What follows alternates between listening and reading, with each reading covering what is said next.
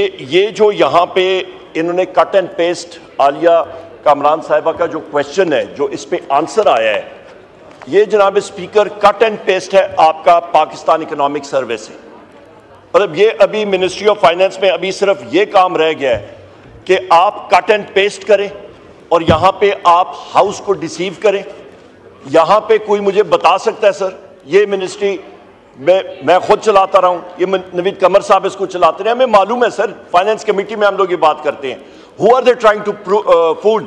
सबसे बड़ी चीज ये है जनाब स्पीकर, इन्फ्लेशन नीचे नहीं आ रही। शहबाज शरीफ और इनके वुज़रा उठ के कहते हैं जी महंगाई जो है खत्म हो गई है, सच्चाई आ गई। अब कौन सी दुनिया में रहते हो भाई तुम लोग इस धरती पे हो या 45,000 फुट की बुलंदी पे जहाज में बैठ के स्टेटमेंट्स दे रहे हो?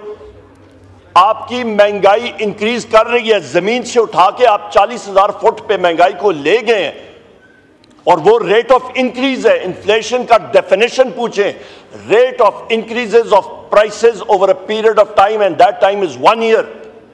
हु कैन से कि ये इन्फ्लेशन नीचे आ गई है? कौन कह सकता है? इन देयर राइट माइंड कोई बंदा कह सकता है? झूठ है ये। मैं चैलेंज करता हूं कोई यहां पे बात करे कि इन्फ्लेशन नीचे आ गई है, इंक्रीज आ रही है। नंबर 1। नंबर 2 जनाब स्पीकर, यहां पे बात कहते हैं इकोनॉमिक ग्रोथ फाइनेंस कमेटी में, वहां पे एफपीआर चेयरमैन ये सारे वहां पे मौजूद थे और मैंने एक बात की थी फाइनेंस मिनिस्टर को कि जब आप जा रहे थे आईएमएफ के पास 17 सितंबर 2024, वहां पे मैंने आपको बताया था कि जो अजम्पशंस आप ले रहे हैं वो आपके फॉल्टी हैं, वो झूठ पे मबनी है, वो होने नहीं है। आपकी रेवेन्यू सप्रेशन आ रही है, रेवेन्यू ग्रोथ आपकी कम है, डेफिसिट है रेवेन्यू का एक कंपोनेंट। करंट अकाउंट डेफिसिट में आपने इंपोर्ट्स को रिस्ट्रिक्ट किया हुआ है, आपकी एक्सपोर्ट्स नहीं बढ़ रही हैं। एक पीरियड ऑफ टाइम के लिए आपने गला घोट के आपने कह दिया पेशेंट का हार्ट रेट ठीक हो गया या उसकी ब्रीदिंग रेट ठीक हो गई है, मैंने गला घोट दिया ब्रीदिंग रेट ठीक हो गई है। ये गलत अजम्पशन है। नंबर 3 जनाब स्पीकर, नंबर 3 अहम बात है कि आपका लार्ज स्केल मैन्युफैक्चरिंग जो कि इंजन है इकोनॉमी की ग्रोथ का, वो जीरो है। जब लार्ज स्केल मैन्युफैक्चरिंग नहीं होगी, ना जॉब्स क्रिएट होंगी, ना इकोनॉमी आगे बढ़ेगी। वो है ही नहीं, वो कैसे होगी?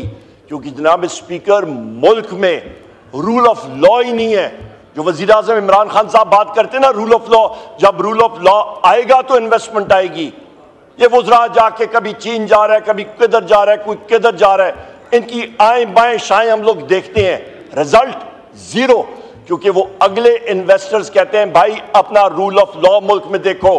जहां पे इस्लामाबाद हाई कोर्ट के जजेस खत लिख रहे हैं सुप्रीम कोर्ट के कि इंटेलिजेंस एजेंसीज के लोग हमें ज़दोकोब कर रहे हैं।